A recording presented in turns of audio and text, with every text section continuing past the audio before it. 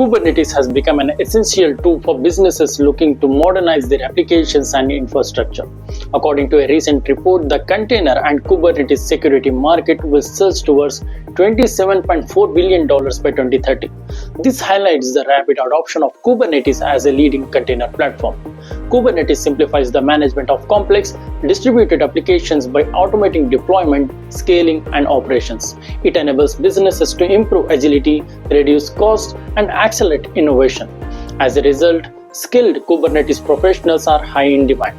According to a Glassdoor, the average salary of Kubernetes developer ranges from 7 to 12 lakhs per annum for beginners and 20 to 31 lakhs per annum for experienced candidates. So, in this video, we will cover some of the most important frequently asked Kubernetes interview questions and answers to help you prepare for your next interview. We divided these questions into 3 categories, that is the first 10 questions for the beginners and the next 10 questions for the intermediate candidates who have 1 year of experience and the last 10 questions for the experienced candidates. So without any further delay, let's get started.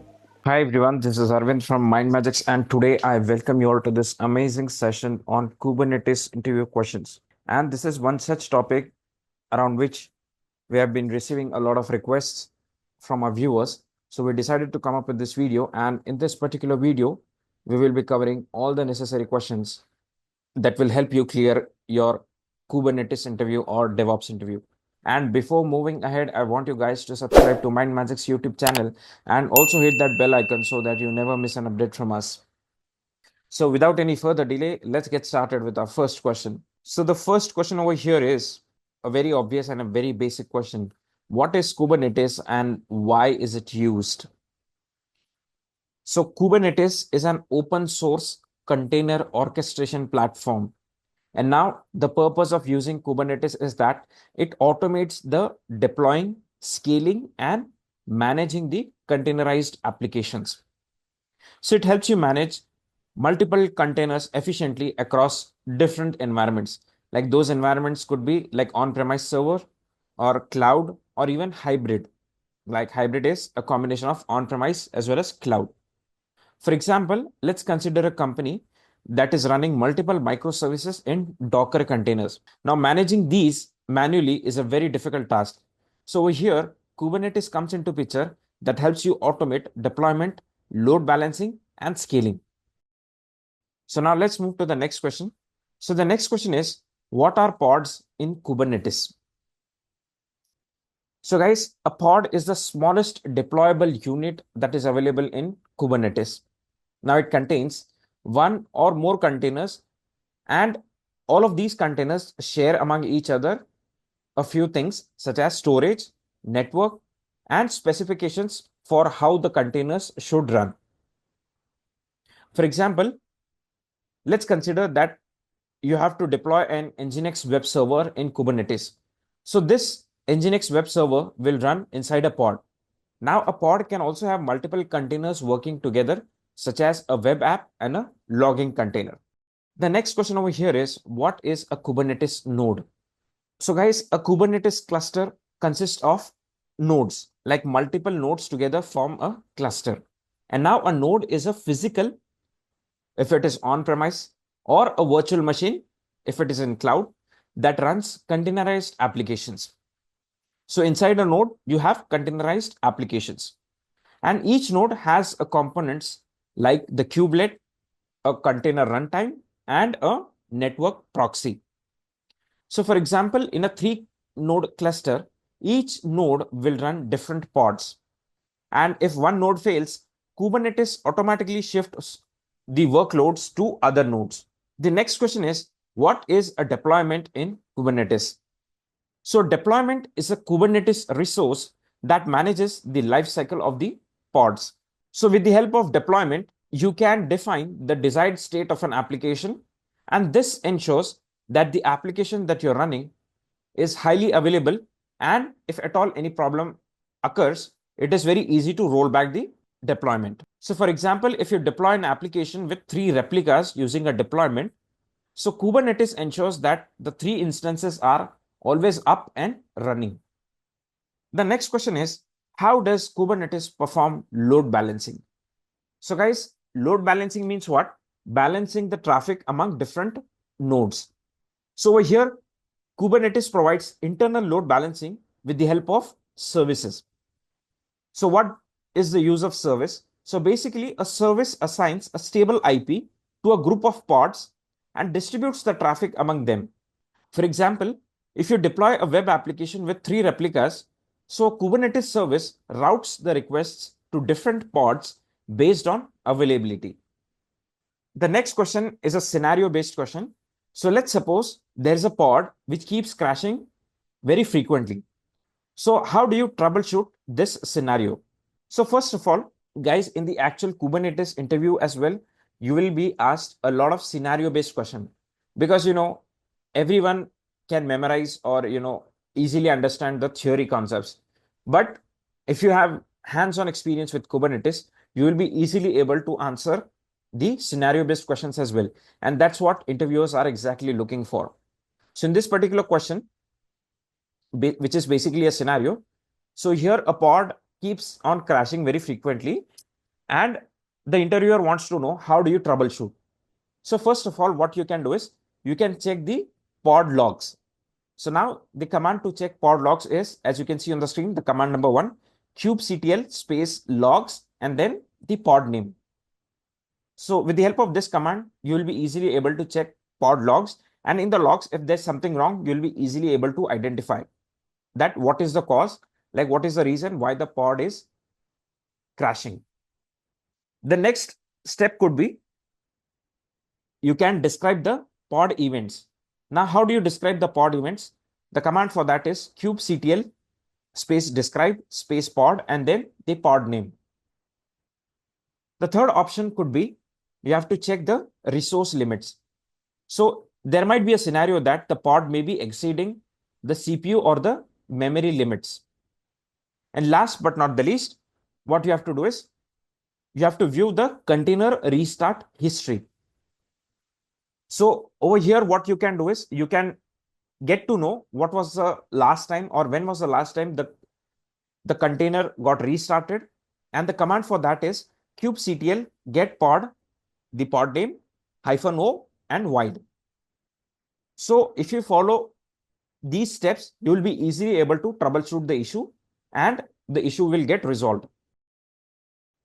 The next question is, what is a config map in Kubernetes? So basically, a config map is an API object, and this API object allows you to store configuration data separately from the container images, and this makes the applications more flexible. So for example, instead of hard coding the database credentials, so what you can do is you can store them in config map and then mount them in a pod. The next question is, so again, guys, this is a scenario-based question. So let's suppose there's a service which is not reaching the correct pods. So how do you debug this scenario? So again, there are a few options that you can follow over here. Like you can try a few options to debug this scenario. So the first option over here is you have to check if the pods are running. And the command for that is, as you can see on the screen, command number 1, kubectl get pods -o and wide. The next option could be verifying whether the service configuration is correct. And the command for that is kubectl get service and the service name. Another option could be you have to check the network policies. So now why do you need to check the network policies? Basically over here, you have to ensure that the communication is smooth between the pods. And the fourth option could be here, you have to describe the service. So now how do you describe the service? Like what is the command to describe the service? So as you can see on the screen, the command is kubectl describe service and the name of the service. So by following these 4 options, you will be easily able to debug and resolve the issue over here. The next question is, what is the purpose of namespaces in Kubernetes? So namespaces allow multiple teams or the applications to use the same cluster, and that too without any conflict. Namespaces logically separate the resources. For example, there's a production namespace and a development namespace that can host the same application without any interference. So two separate namespaces for two different environments, one for development and one for production. And all of these can work without any interferences. So that is the purpose or the whole idea of namespace in Kubernetes.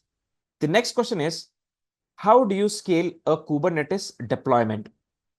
So guys, you can easily scale a Kubernetes deployment with the help of the kubectl scale command. And the command is kubectl scale deployment, the deployment name, and then the number of replicas that you want. And the number of replicas can be like hyphen replicas equal to the count. For example, over here, you have the replica as 5. So this is one option, or you can define it in the YAML file, like YAML file. So you can choose either of the options among these two, and that is how you scale a deployment in Kubernetes. So guys, with this, we have covered the beginner or the freshers level questions for Kubernetes. And now from question number 11 onwards till question number 20, we are going to cover the intermediate level questions for Kubernetes. So now the next question is, what is a stateful set in Kubernetes? So a stateful set in Kubernetes is a controller that is used to manage stateful applications. Basically, the stateful set ensures that each pod has a unique and stable identity, persistent storage, and all of them maintain the correct order of deployment as well as scaling. Basically, stateful sets are essential for applications that require data consistency and persistence, such as for databases, you have MySQL, PostgreSQL, Cassandra, MongoDB. For message brokers, you have Kafka and RabbitMQ. For distributed caches, you have Redis and Memcached. And for search engines, you have Elasticsearch. The next question is, how does Kubernetes handle rolling updates and rollbacks?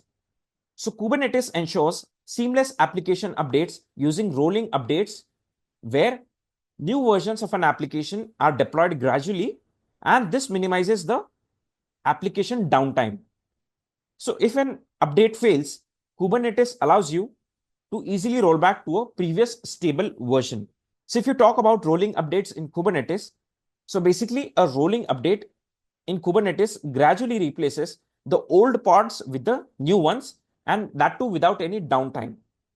And if you talk about Kubernetes rollbacks, so whenever a deployment update causes failure, for example, an application crashes or there's a high latency, so Kubernetes allows you to roll back to a previous stable version. So this is nothing but Kubernetes rollback.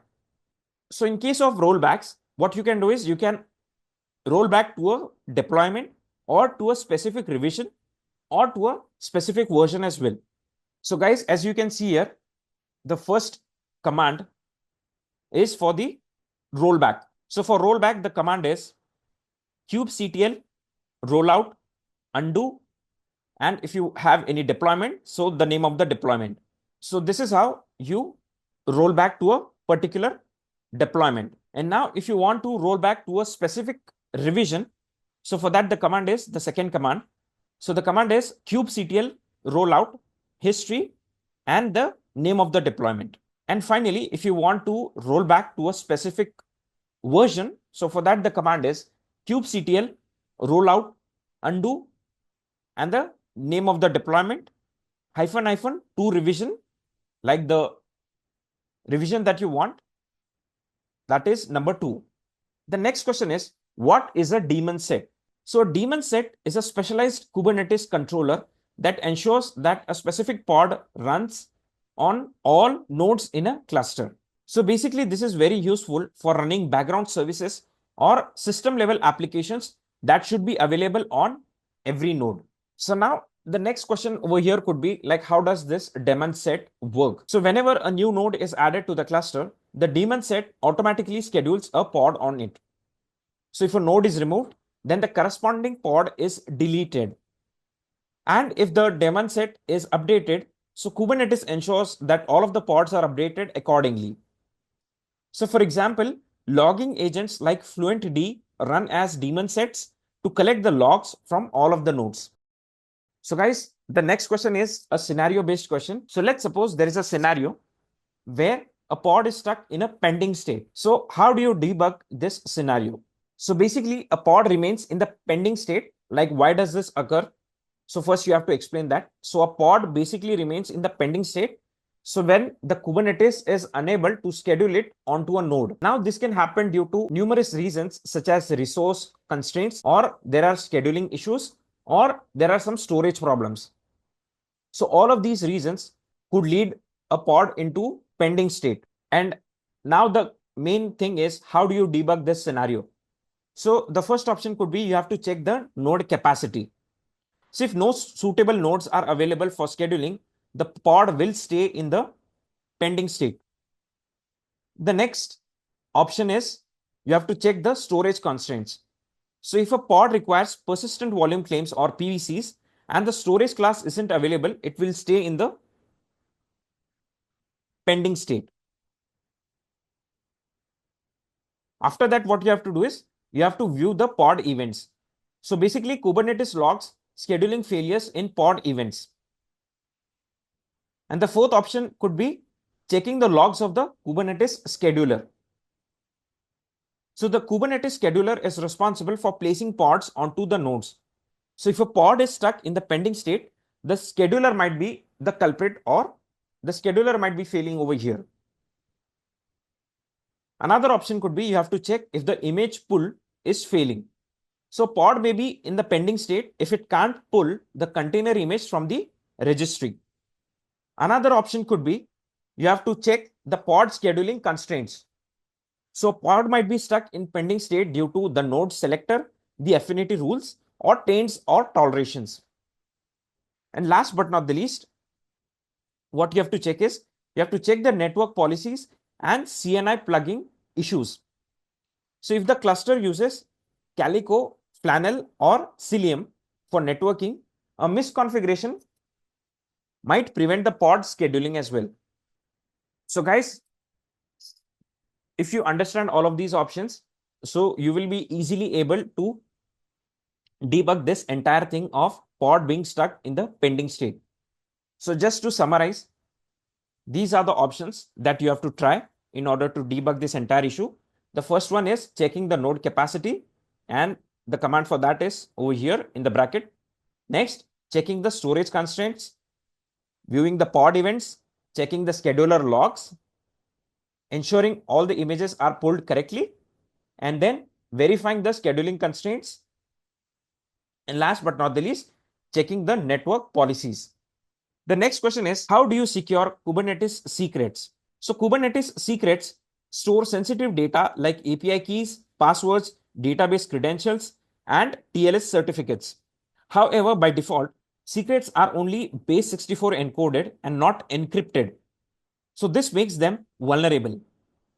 So there are a few best practices that you must follow in order to secure Kubernetes secrets properly. And those best practices could be like you have to use Kubernetes secrets instead of hard coding the credentials wherever possible. Or you could also enable encryption at rest for secrets stored in the etcd, which is the Kubernetes database. Another best practice could be limit access using RBAC in order to prevent the unauthorized viewing.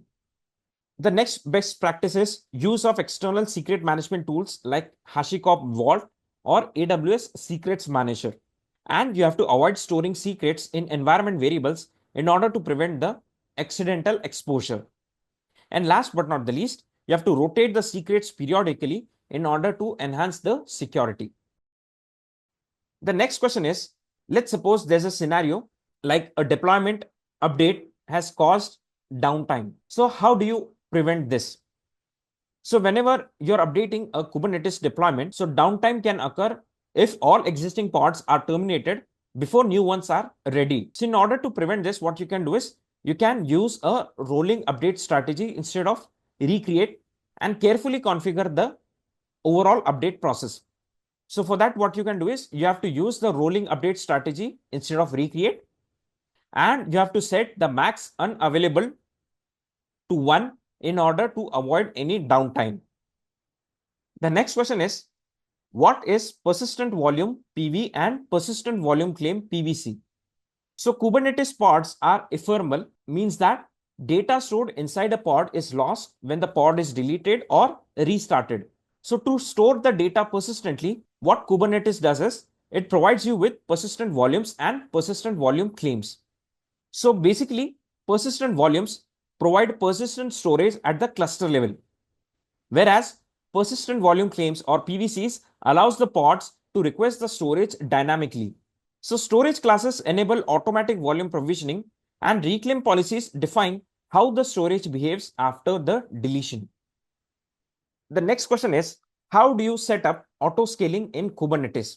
So basically the command to set up autoscaling in Kubernetes is, as you can see on the screen, kubectl autoscale deployment, then the name of the deployment, and then the resources, like for example, the CPU percentage, which is 50 over here, and then the mean and the max values. For example, over here, the mean value is 2 and the maximum value is 5. So basically what we are doing here is we are using the horizontal pod autoscaler or the HPA. So basically the HPA automatically scales the number of pods in a deployment, stateful set, or the replica set based on CPU utilization, memory usage, or any other custom metrics. The next question is, what is a network policy in Kubernetes? So basically a network policy in Kubernetes controls how the pods will communicate with each other and with other network resources. So basically it defines ingress and egress, like ingress is incoming and egress is outgoing traffic. And these traffic rules between pods are necessary to enforce security and restrict unauthorized communication. Now you must be wondering, what is the use of network policy in Kubernetes? So by default, all of the pods can communicate freely within a Kubernetes cluster. However, in secure environments, this is risky because you might have sensitive services like databases that should be accessible only to authorized pods, or attackers can exploit the misconfigurations if access is unrestricted. And apart from this, there can be regulatory compliance that requires controlled access. So network policies solve this by defining explicit communication rules between the pods. The next question is a scenario-based question. So let's suppose there's a scenario like, how do you expose a Kubernetes application externally? So by default, Kubernetes pods are isolated and they cannot be accessed from outside of the cluster. So in order to expose the applications externally, so Kubernetes provides multiple options depending on the requirements. So now, if you talk about the options in order to expose a Kubernetes application externally, so over here you have a table, and this table best describes all of these 4 options that we have. So the first option is with the help of load balancer services. So basically what it does is it exposes the apps directly with a cloud managed external IP. And this is best suited for cloud-based clusters. Like your cloud platform could be AWS, GCP, or Azure. So if you have your application on cloud, the best option is load balancer service. The second option is for the use of node port service. So basically what it does is it assigns a port on each node for the external access. And what is the best case for this particular method? So this is best suitable for small scale or the on-premises cluster. The next option is the use of ingress controller. So what this does is it handles the domain-based routing with HTTPS support. And now this is best suited for managing multiple services under one particular domain. And the fourth and the final option that we have over here is, which is external DNS or service mesh. So now what is being done over here? So here you have advanced routing, service discovery, and the security as well. And this is best suited for large scale production environments. So with the help of all these 4 methods, you can easily expose your Kubernetes application externally. So guys, with this, we have covered the intermediate level questions for Kubernetes. And now the last 10 questions, like question number 21 till question number 30, we will be covering the questions that are meant for the experienced candidates, like the advanced questions. So now let us move to the next question. So the next question over here is, how does Kubernetes handle node failures? So whenever a node fails, Kubernetes ensures that the application availability using one of the four mechanisms. So the first mechanism over here is, as you can see on the screen, the node controller detection. So over here, what happens is the kubelet running on each node regularly sends the heartbeats to the control plane. So if no heartbeat is received within 5 seconds, the node is marked as not ready. If at all it remains unresponsive for 40 seconds, then the node is removed and the pods running on it are rescheduled. So this is the first mechanism. The second mechanism is pod rescheduling. So Kubernetes automatically moves affected pods to healthy nodes if sufficient resources are available. The third mechanism is persistent volume handling. So if a pod uses persistent volume or PV, then Kubernetes ensures that the volume is detached and reattached to a new node. And finally, the fourth mechanism is self-healing with replica sets. So if a node failure causes a pod to terminate, then Kubernetes ensures that another replica is started if it has been defined in a deployment. So for example, if a 3-node cluster has a node failure, then Kubernetes shifts the running pods to the remaining 2 nodes, and this ensures minimal amount of downtime. The next question is, what are custom resource definitions or CRDs? So basically, a custom resource definition or CRD extends the Kubernetes by allowing the users to define their own API objects. So now this enables the Kubernetes to manage the new types of resources beyond the built-in ones such as pods, services, and deployments. And now, why to use CRDs? So Kubernetes provides built-in objects such as pods for running the containers, services for networking, and deployments for managing the application scaling. But sometimes there might be a condition where built-in resources are not enough for specific use cases. So over here, CRDs helps you by enabling custom objects that Kubernetes can understand and manage just like native resources. The next question is, how do you implement GitOps in Kubernetes? So now to answer this question, like how do you implement GitOps in Kubernetes?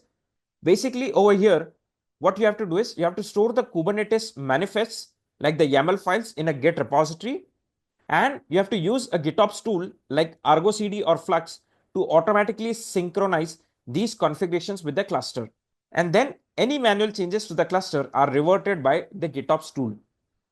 And now coming to the main part of the question, how do you implement all of this? So first of all, what you have to do is you have to store the Kubernetes configurations, which can be deployment file or the services file, into Git. Then you have to use the Argo CD or Flux to monitor the repository. And finally, whatever changes that you do, these changes are pushed to Git trigger automatic updates to the cluster. For example, if a developer updates a deployment file in Git, so let's say a developer makes the changes of replicas from 3 to 5, then over here, GitOps ensures that the cluster updates automatically. The next question is, how do you troubleshoot a memory leak in Kubernetes application? So memory leak occurs when an application fails to release the memory, and this can lead to an increased resource consumption. So in order to troubleshoot this entire scenario, what you can do is you can try a few options. So like first of all, what you can do is you can check the pod memory usage.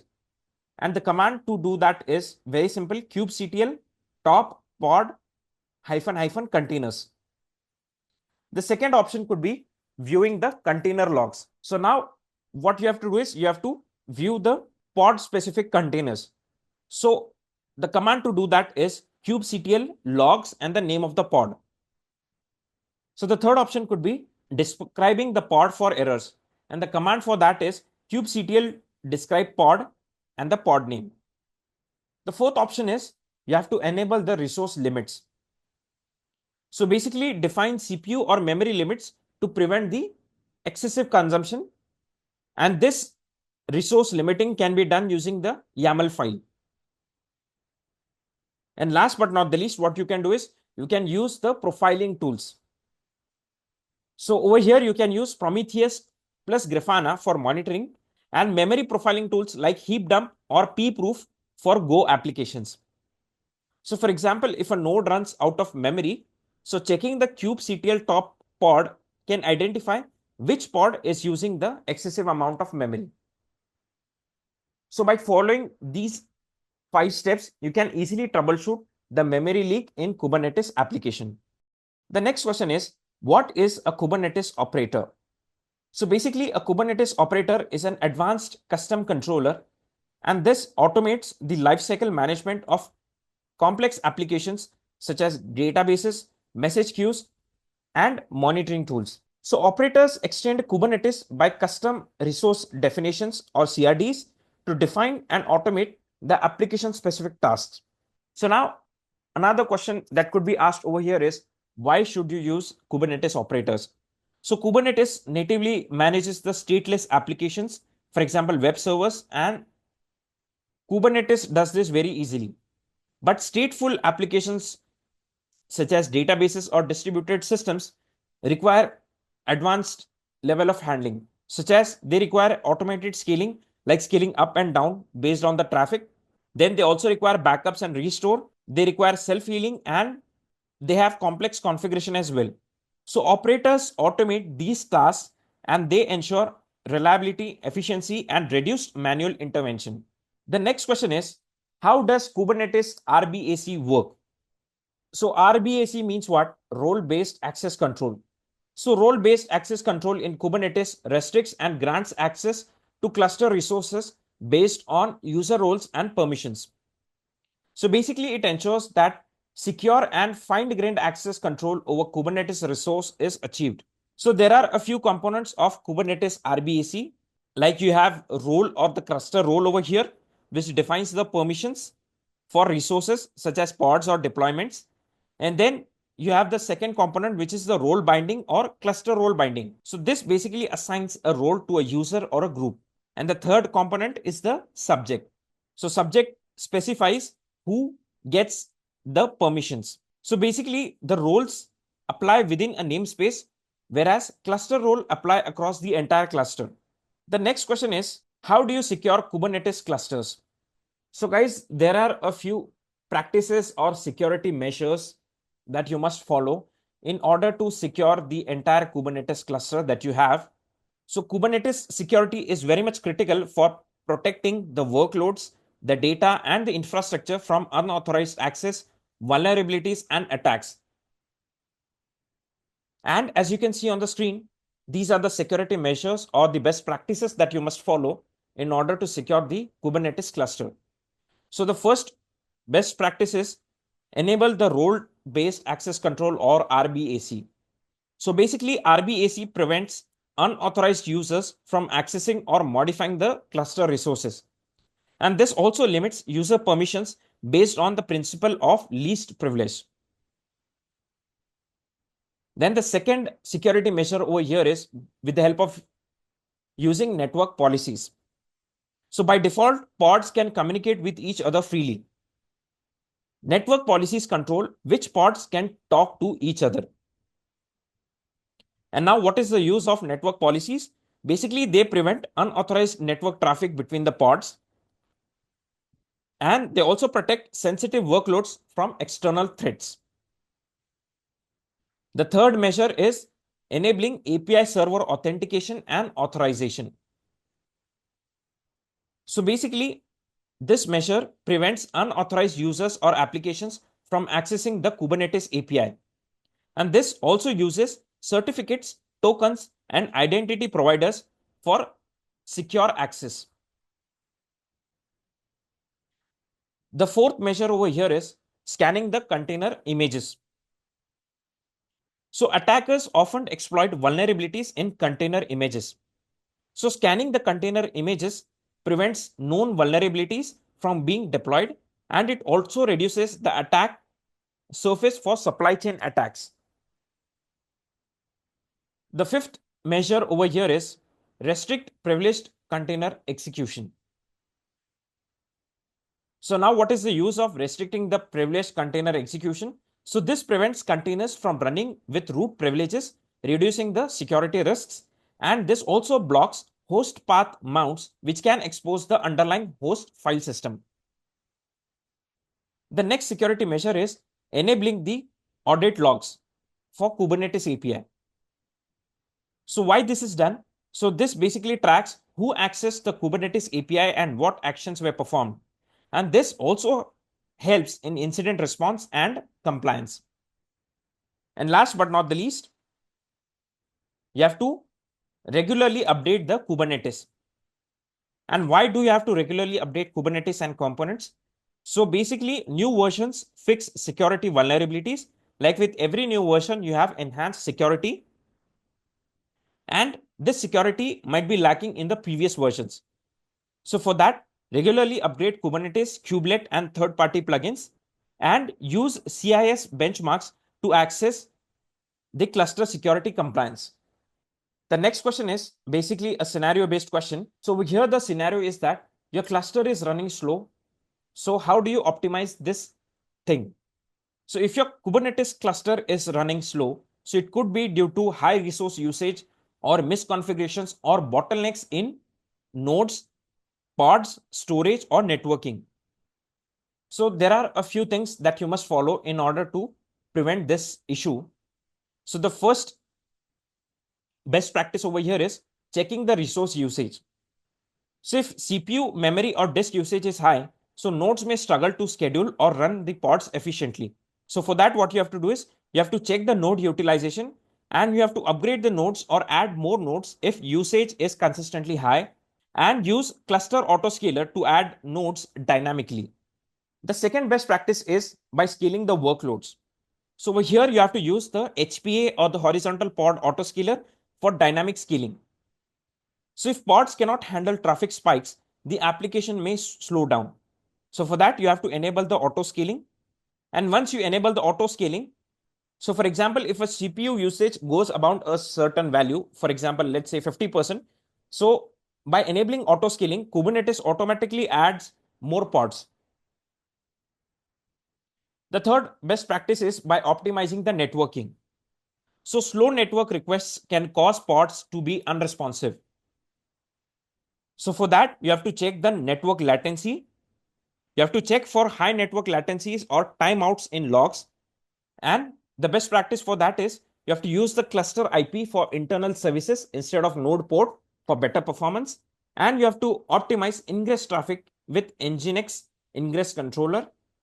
And you have to enable the container network interface optimizations. And last but not the least, what you have to do is you have to remove the unused resources.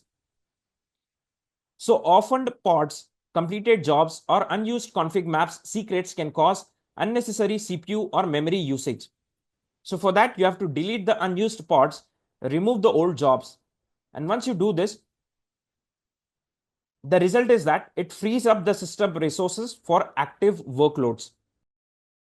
The next question is, how do you handle multi-cluster Kubernetes deployments? So there are a few best practices to deploy, manage, and secure multi-cluster Kubernetes environments. And these practices are, as you can see on the screen, the first best practice over here is the use of Kubernetes Federation. So Kubernetes Federation allows managing multiple clusters from a single control plane, and this ensures synchronization of deployments, services, and policies. The second best practice is the use of service meshes like Istio and Link RD for cross-cluster communication. So now multi-cluster environments require secure and seamless communication between services in different sectors. So service meshes enable traffic routing, load balancing, and security across the clusters. The third option or the third best practice is deploying applications using GitOps tools such as Argo CD. So now GitOps tools ensure that the automated and consistent deployments is maintained across multiple clusters. So they provide declarative version control application deployments. And last but not the least, what you can follow is synchronize secrets across clusters using the vault. So Kubernetes secrets are not shared across clusters by default. So by using vault, you can secure storage and synchronization of secrets across multiple clusters. The next question is, what are Kubernetes admission controllers? So Kubernetes admission controllers are pluggable components that intercept the API requests before they are persisted in the etcd, which is the Kubernetes database.